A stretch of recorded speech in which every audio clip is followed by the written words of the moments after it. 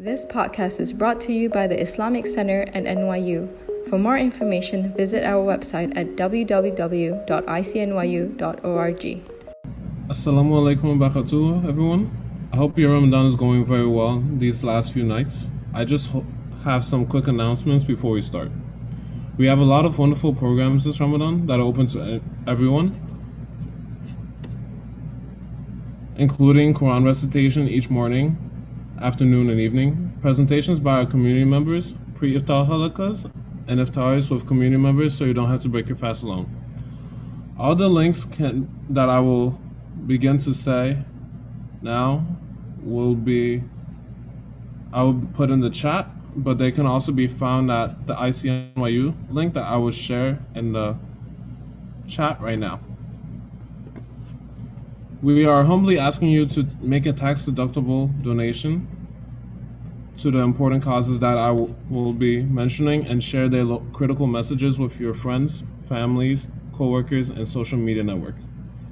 Pillars of Peace is an organization that supports women and children who are survivors of domestic violence and assault by providing shelter and support services. Not a day goes by at the IC without receiving a call from a DV survivor who is in need of support.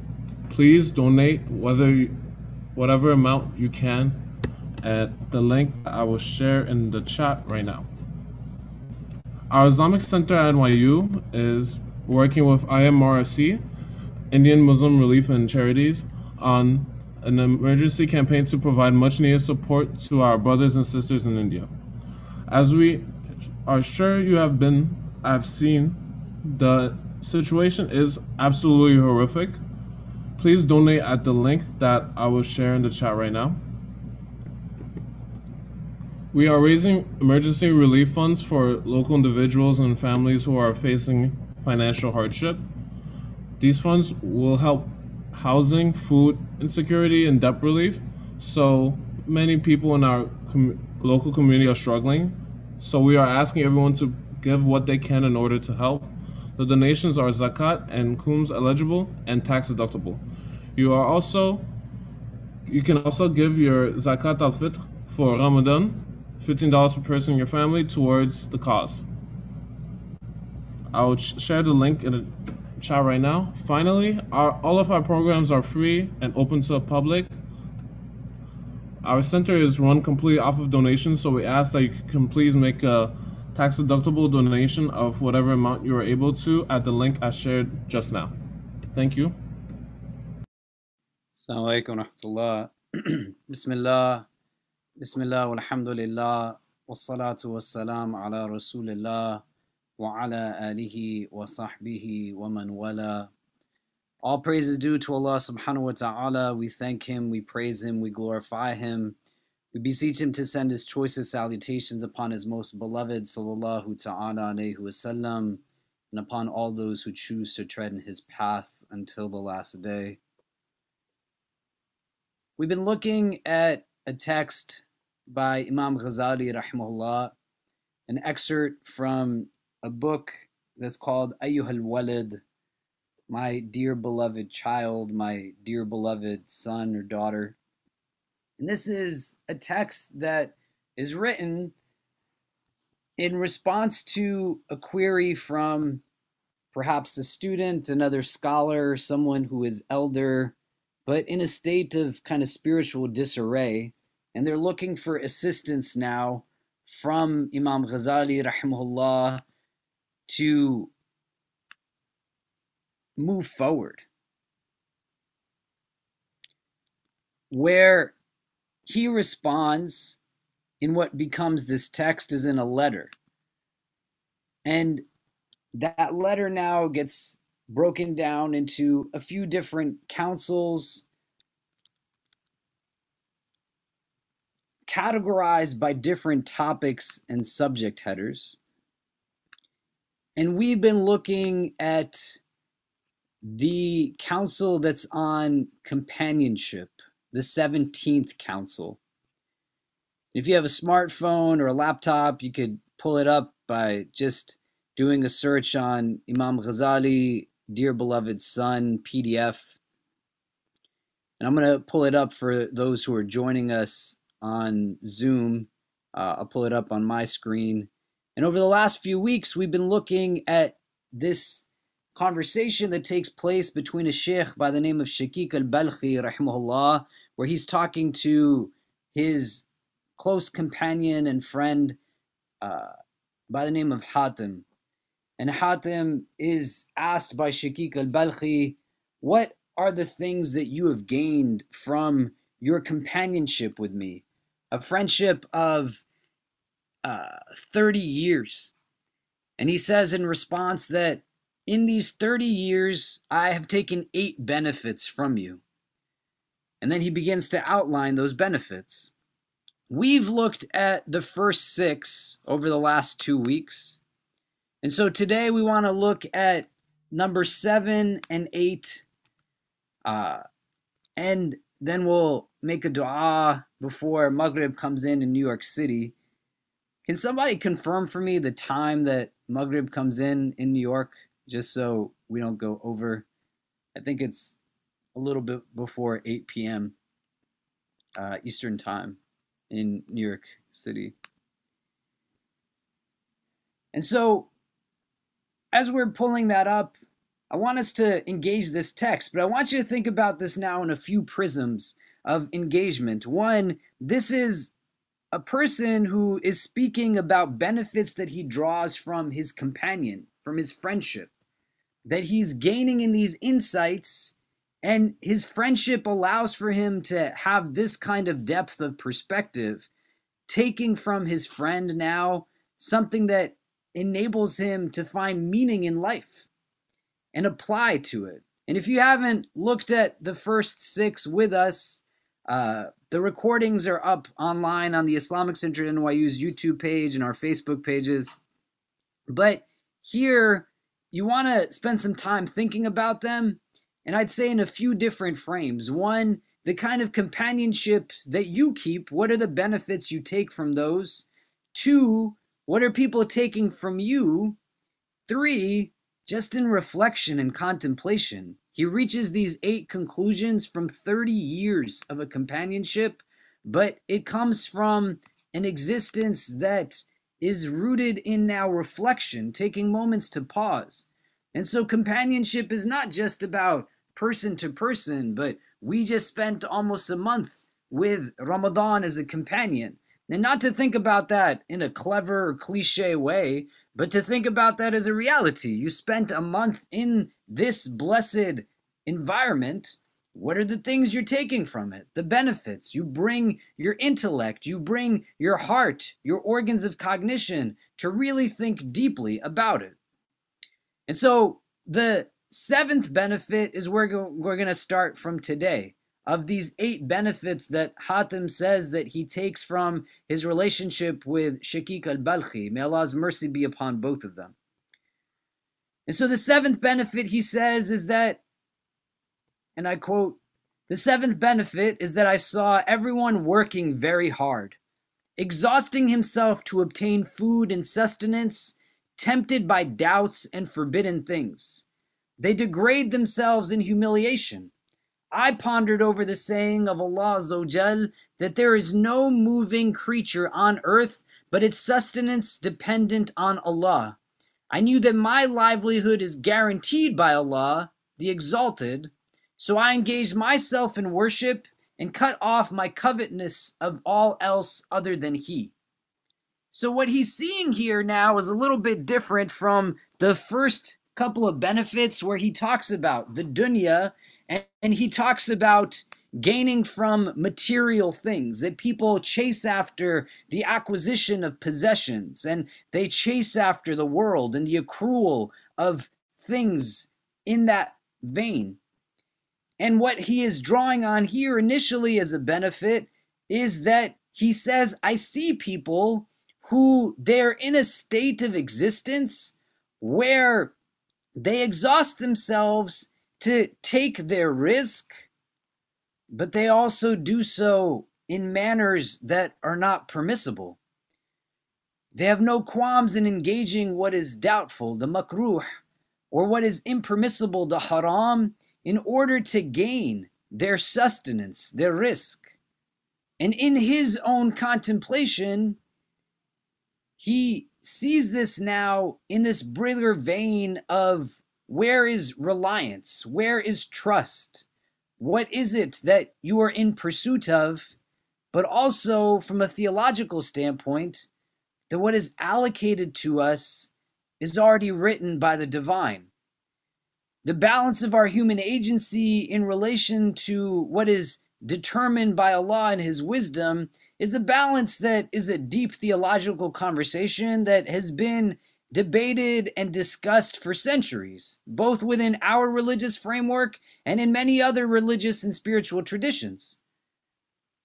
But in Islam, fundamentally, we play a role in determining how it is that we acquire what it is that's written for us in the terms of our rizq.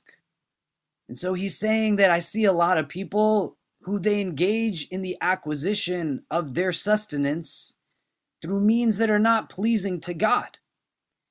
And that there is never a means through which one can justify the acquisition of what is permissible through the utilization of what is impermissible.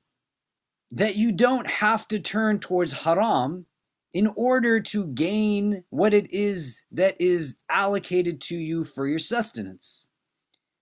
And think about this now in the prism of what he was saying before, when he talks about dignity, and he says that some people observe that their dignity and honor in the fourth benefit lie in the multitude of their family and large clans. They were fascinated by these things. Others claimed honor and dignity and abundance of wealth and children, and they were proud of it. Some believed honor and power abide in appropriating the wealth of others, doing injustice to them, and shedding their blood. Others consider dignity to consist of extravagance and spending wealth in a foolish manner.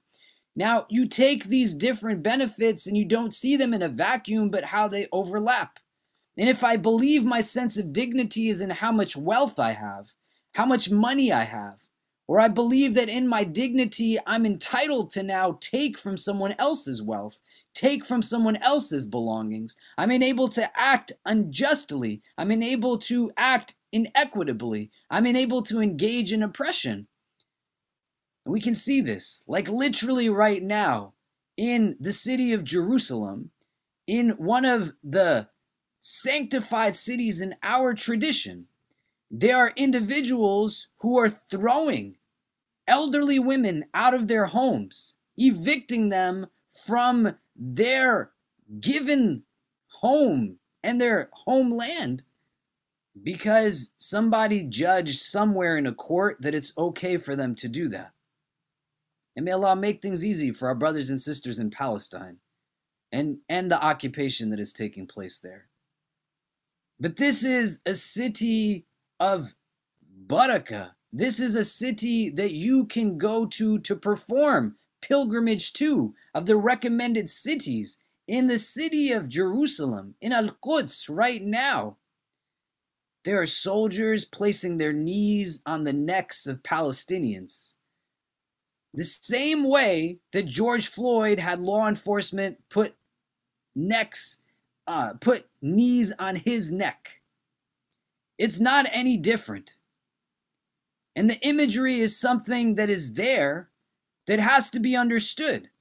We have a tendency now as humanity to validate and justify the acquisition of what it is that is materialistic through ill-gotten means. And you want to now take this as a mechanism to now put into perspective for yourself. There are certain things that are haram. So the selling of haram is haram. Riba is haram. But so too, having a mechanism of acquisition of wealth that then requires others to be harmed is not permissible.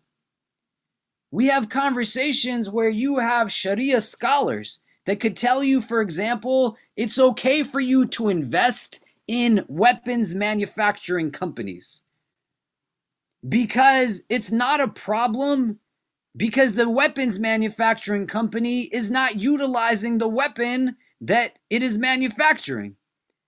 And so they're not responsible. Somebody else is going to use it, and they might use it in a problematic way. It's a weapon. What else is it going to be used for? And if you are drawing your wealth, your risk from investments in the military industrial complex, in the prison industrial complex, regardless of what fatwa you have that says that that's okay, you are literally drawing wealth from mass incarceration that has disrupted and devastated the lives of our black sisters and brothers in an already stratified American society that went from slavery to Jim Crow to mass incarceration. If you are validating generating wealth from a military industrial complex, you are literally gaining money from what fuels the occupation, from drones that drop on innocent civilians in Pakistan, in India, in Afghanistan. You got to think deeply about where and how you take your money, especially at a time when it is so easy for us to put our wealth into investment vehicles through apps, through brokerage funds, through other kinds of companies that will allocate our money to make more money from it. But haram is haram. And you don't want to be a source of a cause that your 401k is invested in something that is religiously problematic. You are invested in stocks and companies that are doing things that are religiously problematic. That you are doing things that are not even doubtful, but they're straight haram. And then that fuels your stomach. It feeds your family. And on a day of judgment, our book tells us the goat that has no horns will have restitution from the goat that had horns. So what's going to happen for all of these people who were made to live a life in such a way so that we lived the life that we live in the ways that we live? Something that has karaha to it, it's makruh, it's disliked, is not something to take lightly, nor is something to take lightly that's haram. But you got to fundamentally get to a point of why. Why are people in pursuit of it? And where does the plane of existence come in that is the next world? A day of reckoning, a day of judgment, a barzakh, a grave. And Hatim is saying to his friend Shaqiq al-Balkhi that I took a benefit from you, that I saw everyone working very hard and exhausting themselves to obtain food and sustenance, tempted by doubts and forbidden things. Because you can make reasons for yourself. There's some people who they don't have a choice because their poverty and their hunger is not voluntary. It's something that's there. There's a story of a great scholar in our tradition by the name of Abdullah ibn al-Mubarak, rahimahullah. Abdullah ibn al-Mubarak, he's asleep at the Kaaba one day, and he has a dream as he's asleep at the Kaaba. And may Allah enable us to visit his house in Makkatul Mukarramah again soon, and to visit the illuminated city of Madinatul Munawwara, the city of the Prophet ﷺ again as well. And may he end the injustices that come out of that country. But to understand and recognize that this man is at the Kaaba, he's asleep, he has a dream. And in his dream, he sees two angels talking about the 600 or 700,000 people who made Hajj that year. And the one angel says that nobody's Hajj is going to be accepted this year. And then the other angel says the Hajj of all of those hundreds and thousands of people is going to be accepted because of one person's Hajj. And they give the details and descriptions of a cobbler who's in Sham. And Abdullah ibn al-Mubarak, he wakes up asleep at the Kaaba, and of his vision, he wants to now go find this person whose Hajj was so magnificent that it became the reason that all of these people's Hajj was accepted, because otherwise their Hajj was not going to get accepted. And so he makes his way to Sham, and he asks questions and details that came to him in his dream, and he now makes his way to the home of the cobbler. And he doesn't introduce himself by name. People know him by reputation and name, but they don't know him by face, right? He's living centuries ago. There's not the same technology that we have today. And so he engages this cobbler in conversation, and he's getting his hospitality rights honored as a guest. But he notices that whenever the conversation gets to Hajj, the cobbler changes the discussion. And eventually, to not go into so much detail in the interest of time, Abdullah ibn al-Mubarak says, look, I'm Abdullah ibn al-Mubarak. And now the cobbler recognizes who he is by his name. He says, I had this dream at the Kaaba. The angels talked about Hajj, and they said that your Hajj is the reason that everyone's Hajj is accepted. And the cobbler says, Sheikh, I don't know what to tell you. I didn't even go for Hajj this year. And then he starts to tell him the story of his neighbor, who was stricken by deep poverty, but he wasn't aware of it. And he said he went to visit his neighbor and he engaged him in conversation, but he sensed that he and his wife were a little anxious around him. And he wondered why no one was offering him anything to eat or drink. And then as the hour got late and it came time for them to eat their supper, he said that I found it strange that no one was inviting me to eat this meal with them. And then he said, my neighbor told me that you're not able to eat in our home. He said, we are in quite a state of poverty. And so tonight, my wife, she's going to be cooking for us to eat the carcass of a donkey that I found on the streets. It's haram to eat. We're not allowed to eat the carcasses of animals. And he said, for us in our state, it's permissible because they're in such deep need. They don't have anything else other than to find the leftover entrails of an animal on the street, and they're eating that. And he says, but for you, this would be impermissible. And so the cobbler said that I was hungry also, but my hunger is voluntary. It's not where these people's hunger is. You want to say Assalamu alaikum? Assalamu alaikum. You say Ramadan Mubarak to everybody? Ramadan Mubarak. Yeah. Kareem, mashallah, just finished memorizing another surah. If you can make special dua for him. He just finished memorizing Surah Duha, right? Yeah? And he's excited because his dadi, my mother, insists on buying him a gift whenever she possibly can. And so every time he memorizes a surah, she buys him a gift. And he's going to get a gift for memorizing his surah, right? Yeah, okay. I love you. And so the cobbler, he says to make dua for my son. He's a cutie, mashallah. And he and his sister are the biggest blessings in my life. May Allah preserve them. And really the greatest spiritual teachers I've ever had, subhanAllah.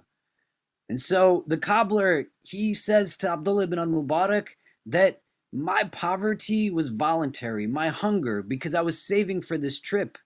But theirs is not a voluntary hunger. He said there's no way I could make this journey of a lifetime knowing that my neighbor was in this state.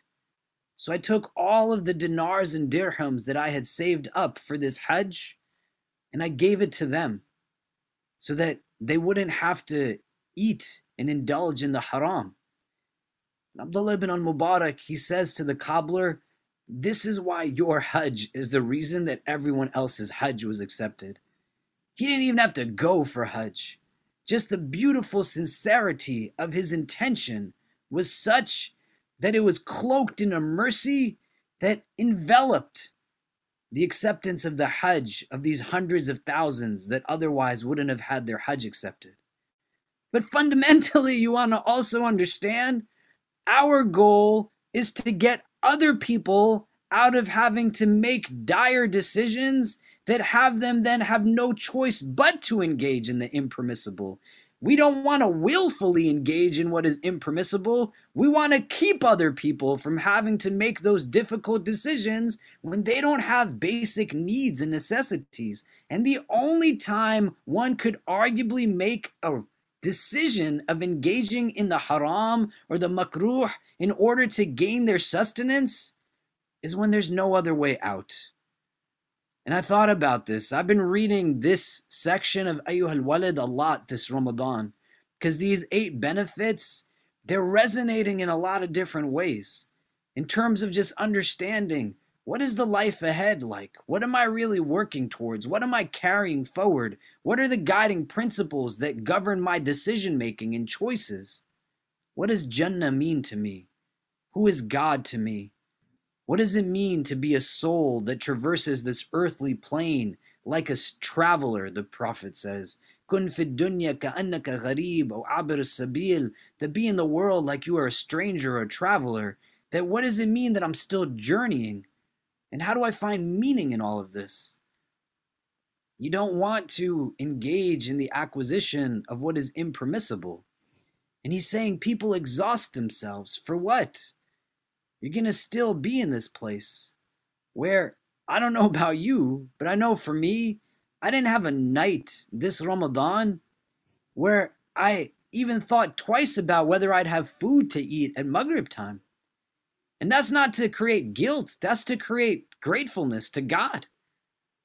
That I can literally turn on a faucet and drink water whenever I want to. And I've been in parts of the world, in conflict zones, refugee camps, in the aftermath of natural disaster, even in New York City when Hurricane Sandy hit, people literally couldn't have their possessions because they were now toxified from the sewage that washed up into their homes. We literally helped people throw their entire lives away. May Allah make things easy for them. But the opportunity to understand that the prism is about recognizing what is there. And when you recognize what is not there, you juxtapose it still to what is there and realize that what's there is sometimes enough to be satisfied. I don't need to chase after what is haram in order to have more. Does that mean that if you're in a job that might be considered religiously problematic, that you just leave the job? No, like nobody's saying that. You gotta, but work towards getting yourself out of it. And does it mean that you might have a job that pays less than the job that engages in the haram? Yeah, like you might. But you're going to get what is due to you in the world beyond this one. And think about this now, because there's a lot of different ways that we can make money and attain risk. So you want to look at your retirement plans. You want to look at your stock investments, any other kind of investments that you might have. And on the other end of this, ours is not a religion that is anti-dunya. There was a lot of companions that were wealthy. There was a lot of companions that had savings. Some did and some did not. And we have prophets of God, Sulaiman alayhi salam, Dawood alayhi salam. Their kingdoms were unlike anything else. Wealth in and of itself is not the problem, but the acquisition of it in addition to other things we want to think about.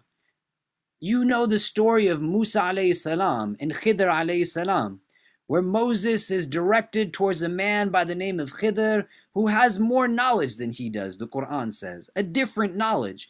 And Musa alayhi salam wants to learn from him. I'm not going to go into the hadith in depth. It's a beautiful hadith. And maybe after Ramadan, when we're doing halaqas more regularly, we can look at that over stages to draw lessons. But one of the instances that Musa alayhi salam and Khidr alayhi salam have is they go into a town where Khidr rebuilds a wall. And at the end of the story, he's telling Musa alayhi salam, who's wondering why you're rebuilding this wall in a town where the people are very inhospitable to us. He says that under this wall are some treasures that were left by righteous parents for their children. And if I didn't rebuild the wall, these townspeople who treated us poorly, they would have rebuilt it, found that money, and they would have taken it from themselves instead of those kids. And there's a lot that goes into this story, but what you want to understand, these righteous parents who Allah is sending Khidr to protect their kids, they saved money for their children. They're saving, and they're smart about saving. And so there's nothing wrong with saving and making investments and planning for generations that'll come and building a legacy and all of these kinds of things. We should actually do that, and we should teach others to do that. And this is not a side, but for us to understand, I see a lot of survivors of abuse. May Allah make things easy for them. And one of the things we're trying to do through Pillars of Peace now, as we've purchased our shelter and we're opening it is to create an economic empowerment program to help some of these women get on their feet with job skills, but simultaneously create a curriculum around financial planning and investment. Because it's hard enough to be in a physically abusive situation, let alone now you have financial abuse and somebody who mistreats you. You are afraid to leave them because you don't know how to manage money, or you don't have money of your own. And we don't want anybody to be in that kind of circumstance. So ours is the deen that tells us, like, yes, do these things, but do it mindfully. You can't go back and change, but you want to be more present in what it is that you have right now. So look at like where you gain your wealth and your rizq from. And Allah is the one who allocates for us in His divine wisdom. You don't need to turn towards the haram. You don't want to feed your families with what's impermissible. And success in our tradition is not based off of your affluence or your poverty. It's based on how much taqwa you have. And may Allah make us from the muttaqeen. So with real consciousness, dig deep. And Hatim is saying here now to Shaqiq al-Balkhi that I pondered over the saying of Allah, there is no moving creature on earth but that its sustenance is dependent on Allah. And I knew my livelihood is guaranteed by Allah Azza wa Jal. So I engaged myself in worship and cut off my covetousness of all else other than Him. Allah is going to take care of me. When somebody asks, where the hadith tells us to be like the birds who leave from their nests in the morning and return home with their stomachs full, you don't have to turn towards means that are ill-gotten and make excuses for it. May Allah protect us from this. The eighth benefit, he says, let me just pull it up here, sorry. The eighth benefit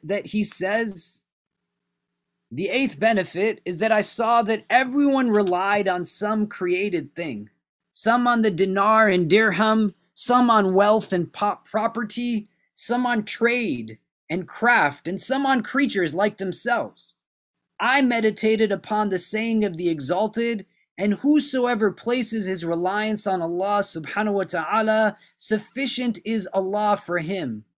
For Allah subhanahu wa ta'ala will surely accomplish His purpose. Verily, for all things has Allah appointed a due proportion. I therefore placed full trust in Allah the Exalted. He is sufficient for me, and He is the best disposer of affairs. Shirk in our tradition is not polytheism, because even atheism could be considered a part of shirk, because within it, somebody is now placing their trust still on other than Allah, and they're equating nothingness to the level of the divine.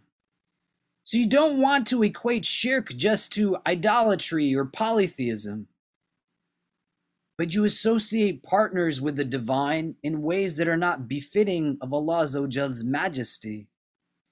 The fundamental role that we can embrace in our recognition of ourselves as a human is the fact that all created things have a creator. There's not anything in creation that does not have a creator. And within that, Allah alone is unique as the one who creates, not the one that is created. And where now you have reliance, the decision is upon being reliant on that which has no fallacy or flaw, or to rely on those things that necessitate dependence on something else for their existence. The word abd in our tradition means two things. One, everything is an abd when it has dependence on something else to exist. So that's all things in creation, because nothing exists on its own. Everything needs something else in order for it to exist. Then you have a second frame, which is being an abd of Allah, and that you choose to understand what it is that you are in a state of worship in. There's no categorization that links us all in a prism of worshiper and non-worshiper, because everything Islam posits worships something. But some of us worship things that don't make sense to worship. And whether we consciously do it or not, that's not the point of it. The paradox of choice is that when you don't make a choice, you've still made a choice. And if you are unconsciously worshiping something, you are still unconsciously worshiping something. So the way the pilgrims circumambulate and tawaf around the Kaaba regularly throughout their days and nights, what is it that you make tawaf of every day and every night? What is it that has you walking around in circles? And there is going to be deficiency. If you worship physical beauty and youthfulness, then you are going to eventually get to a place where every time you look in a mirror, you are going to die again and again and again. Because we have souls that embody eternality. And we have bodies that are just meant to be the vessels of the souls that we have in this plane of earthly existence. And it's going to be a drop in a bucket, man, in terms of the proportionality of what it means to exist more broadly in a prism of Jannah. May Allah make us people of paradise. And so the beautification of the physical is not a problem. Like, groom yourself, but understand that if you worship the body is going to eventually become something that starts to change. And that's just the natural order of things. And there's a beauty in it, right? I'll tell you a story that illustrates some of this. There's a sheikh who tells his students to go and find the most beautiful flower that they can in the gardens and forests that lie adjacent to where they study. And all of these students, they want to please their sheikh. They have such a love for the sheikh. And so they spend many hours going and searching to find the most vibrant colors, to find the most unique smells and scents that stem from these flowers. And the next day, they all come back with such a beautiful array of Allah's creation in the form of these plants. And then there's one student who brings something that's wilted and that it's on kind of its last breaths as a flower. And the flower is mocked by the other students and peers who bring now such majestic tapestries of shades and beautiful colors. And here, their friend and classmate brought something that's gray and wilted. And the sheikh, he has a different paradigm of perspective than the students. And so he tells the student to share with his classmates, why did you think this was the most beautiful flower?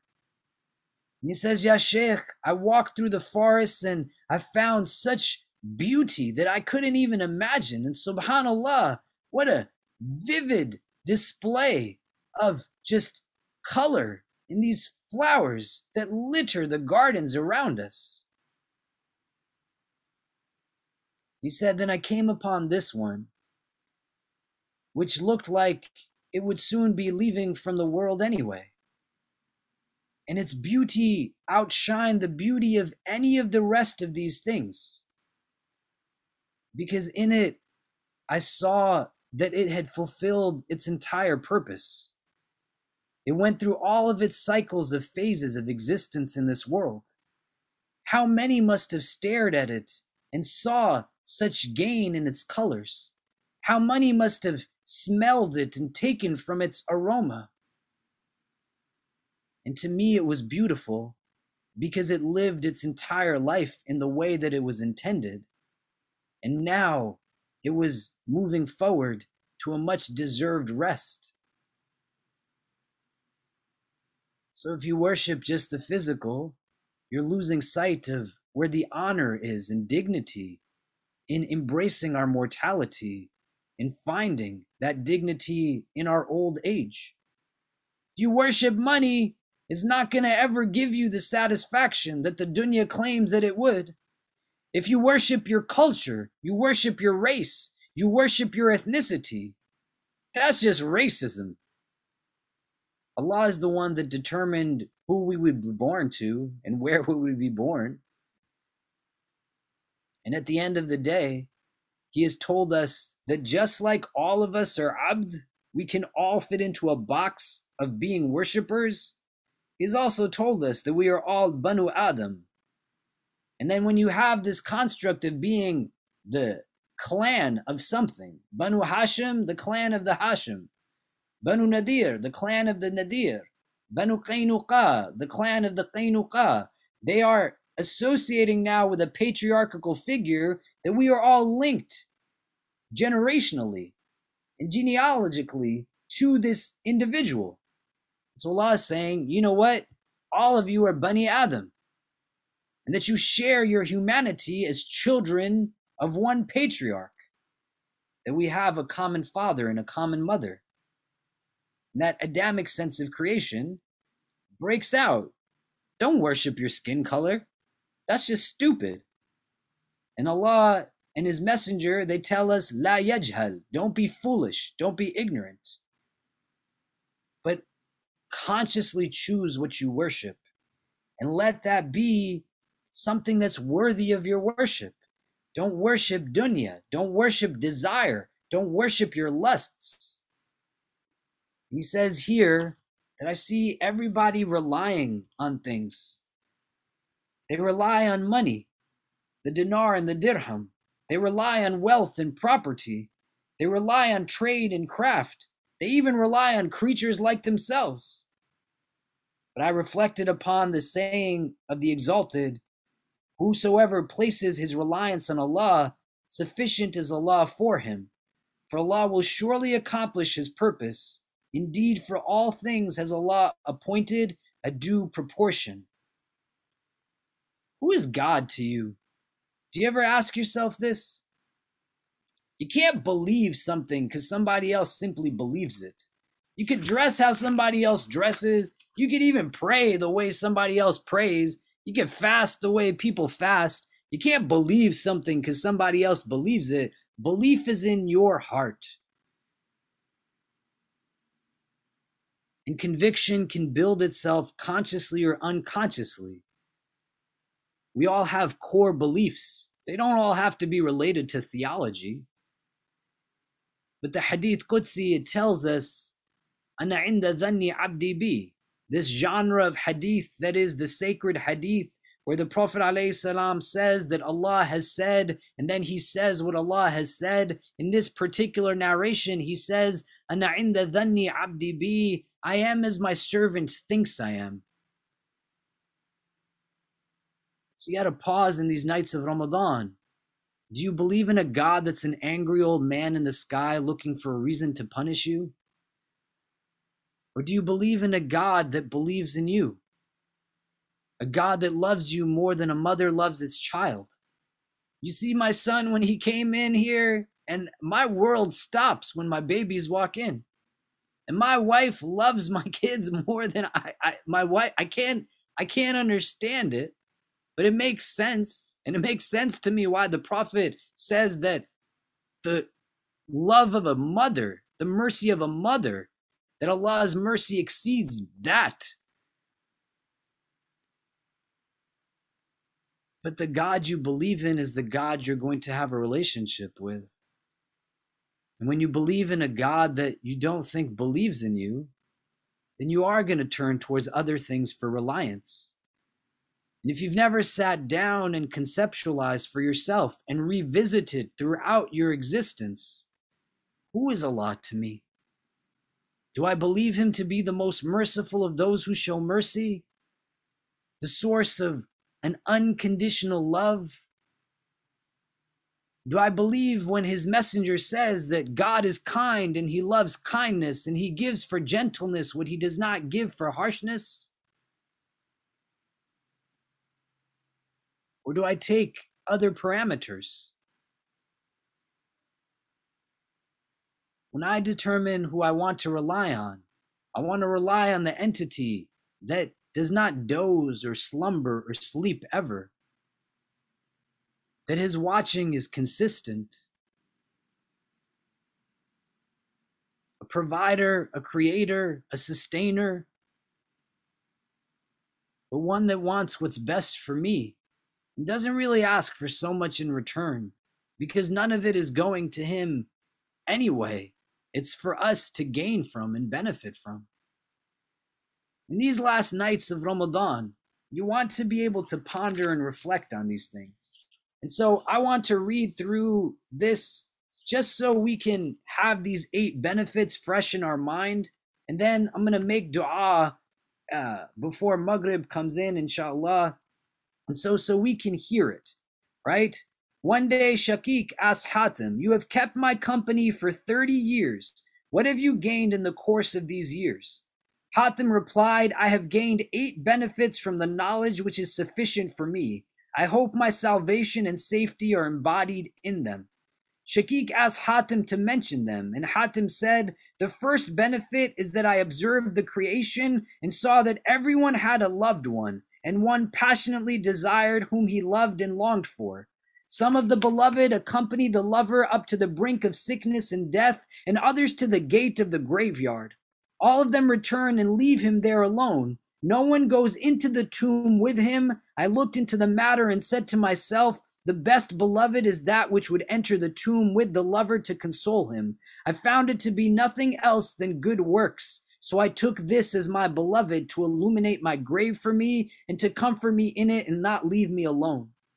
The second benefit is that I saw that people were following their lusts and hastening towards the desires of the souls. And I meditated on the saying of Allah Azza wa Jal, but as for whoever has feared the majesty of his Lord and has refrained his soul from lust, truly the garden shall be his dwelling place. Convinced that the Quran was true and right, I began to deny my soul its pleasures and hurried to combat it and refuse it its passionate desires until it enjoyed real satisfaction in obedience to Allah the Exalted. The third benefit is that I saw that every human being is striving to accumulate as much as he can from the wreckage of this world and then holding on strongly to it. I meditated on the Quranic verse, what is with you must vanish, what is with Allah must endure. So I gave freely my worldly possessions for his sake by distributing them among the poor so that it would be my provision in the future with him Azza wa Jal. The fourth benefit is that some people whom I observe think that their dignity and honor lie in the multitude of their family and large clans. They were fascinated by these things. Others claimed honor and dignity and abundance of wealth and children, and they were proud of it. Some believed honor and power abide in appropriating the wealth of others, doing injustice to them, and shedding their blood. Others considered dignity to consist of extravagance and spending wealth in a foolish manner. I meditated upon the saying of the Exalted, the most honored of you in the sight of Allah is the most righteous of you. I chose righteousness for myself, taqwa, convinced that the Quran is right and true, and those claims and opinions of the people are all false and temporal. The fifth benefit is that I found the people slandering each other and speaking ill of one another out of envy of fortune, power, and knowledge. I meditated upon the saying of Allah, it is we who divide their livelihood among them in the life of this world. I realized that the process of dividing livelihood is entirely in the hands of Allah since the beginning of time. Therefore, I never envied anyone and was satisfied with the distribution of Allah Azza wa Jal. The sixth benefit is that I saw people becoming enemies of each other for different reasons. I meditated upon the saying of Allah Azza wa Jal, indeed, Shaitan is an enemy to you, so treat him as an enemy. I became aware that enmity with anyone except Satan was not permissible. The seventh benefit is that I saw everyone working very hard, exhausting themselves to obtain food and sustenance, tempted by doubts and forbidden things. They degraded themselves in humiliation. I pondered over the saying of Allah Azza wa Jal, there is no moving creature on earth, but that its sustenance is dependent on Allah. I knew that my livelihood is guaranteed by Allah Azza wa Jal, so I engaged myself in worship and cut off my covetousness of all else other than Him. The eighth benefit is that I saw that everyone relied on some created thing, some on the dinar and dirham, some on wealth and property, some on trade and craft, and some on creatures like themselves. I meditated upon the saying of the Exalted, and whosoever places his reliance on Allah, sufficient is Allah for him, for Allah will surely accomplish His purpose. Indeed, for all things has Allah appointed a due proportion. I therefore place full trust in Allah the Exalted. He is sufficient for me, and He is the best disposer of affairs. At this point, Shaqiq said, "May Allah bless you and grant you success." I looked into the Old Testament, the New Testament, the Zabur, and the Quran, and have found that the 4 books revolve around these 8 benefits. Whoever works according to them is working according to these 4 books. Sometimes it's not about knowing a lot of things, but drawing meaning from what you know and applying that to everything else that's going on. 30 days and nights of Ramadan, what are the benefits and lessons you're taking from them? Not just do's and don'ts and rights and wrongs, but on how to live life. And what does it mean to actually live with a recognition both of what this world is about as well as what the world to come is about? A recognition of who the divine is and what it means to be in a place when we say, Inna lillahi wa inna ilayhi raji'un. What are you returning to? The place that you came from. And we are meant to be the inheritors of paradise, not because we are Muslim, but because all people were placed in a soul of existence in the abode of the arwah. And Adam, our father, who was shown his entire progeny, was in a place where he first existed in paradise. And so we as the inheritors, as Banu Adam, are meant to be the warithun of Jannah. You want to realize that and actualize it for yourself. In these nights, you want to be in a place where you take advantage of the nights. We're going to have a program tonight at 10:30 on Zoom. Myself, Sheikh Aisha Prime, Sheikh Suhaib Webb will be doing some reflections and dua from about 10:30 p.m. Eastern Time till 11:30 p.m. or so, maybe till midnight. Join us there and use this night and tomorrow night and the remaining nights as a source of illumination for yourself.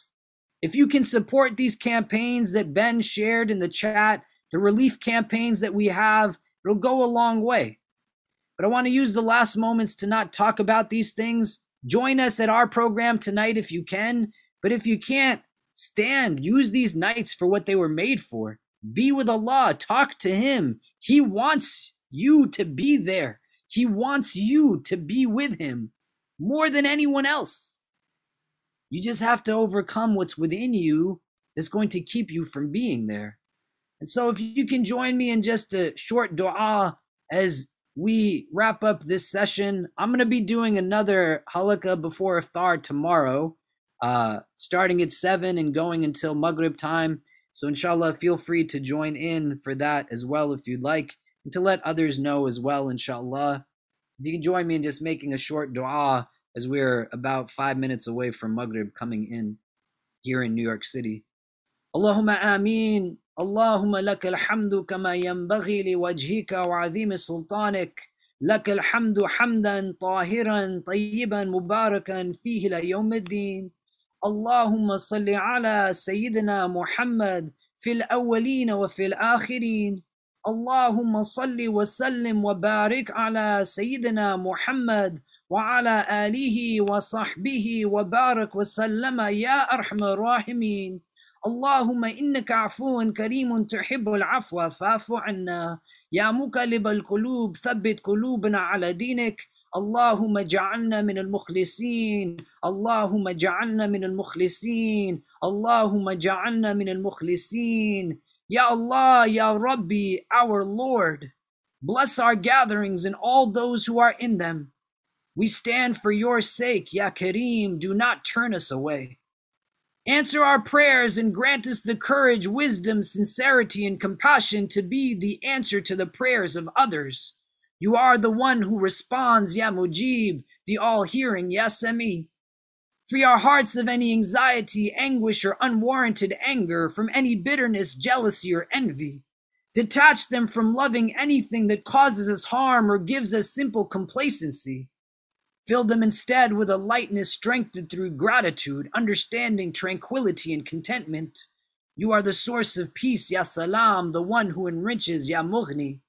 Envelop us in your divine love and help us to build a love for ourselves.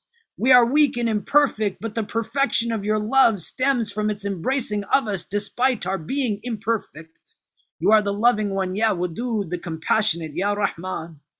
Free us from oppression, including oppression by our own selves, and keep us from being oppressive, including oppression against our own selves.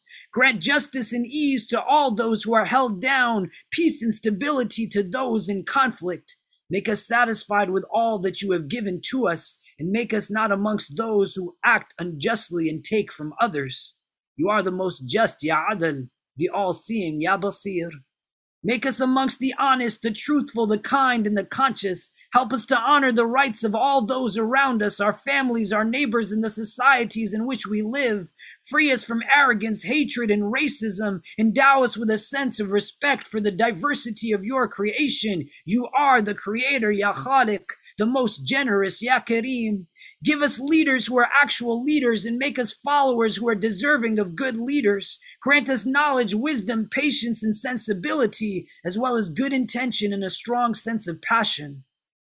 Let our serving be not for our own selves, but simply because it is the right thing to do. And forgive us, Ya Rabbi, for not doing everything that we are able to. You are the most wise, Ya Hakim, the patron and helper, Ya Wali. Shower upon us your divine mercy, and make us amongst the merciful ones who are merciful to all people, all creation, and to the earth we walk upon. You are the most merciful, Ya Rahim. Help us to be gentle with each other. Forgive us for our harshness and the mistakes we have made, and let kindness be found in all of our deeds and decisions. Give us a character that is beautiful in its nature, and make us amongst those who remind the world that hope, mercy, and compassion do exist. You are ever gentle, Ya Latif. Accept from us, Ya Rabbi, our prayers and our fasting, our bowing, our kneeling, our standing, and prostrating.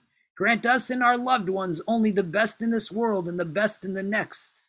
Forgive all those who love us and those whom we love, all those who have wronged us and all those whom we have wronged. Protect us from hearts that are not humble, tongues that are not wise, and eyes that have forgotten how to cry. Make the best of our deeds the last of our deeds, and let not any one of us leave this world other than in a state that is most pleasing to you. You are our Lord, Ya Allah. Accept from us, forgive us, and guide and bless us all. ربنا تقبل منا إنك أنت السميع العليم وتب علينا يا مولانا إنك أنت التواب الرحيم وصلى الله تعالى على خير خلقه محمد وآله وصحبه أجمعين برحمتك يا أرحم الراحمين. Jazakumullah khair. May Allah bless you and your loved ones and accept from us in these last nights of Ramadan. Looking forward to seeing you all. If you want to join us for our program tonight, you can go to icnyu.org/Ramadan for details. Inshallah ta'ala, we'll see everyone there. Jazakumullah khair. Wassalamu alaikum wa rahmatullahi ta'ala wa barakatuhu. If you would like to listen to more, please donate to www.icnyu.org/donate. For more of our virtual programs, go to www.icnyu.org/classes. If you have any questions, email us at info@icnyu.org.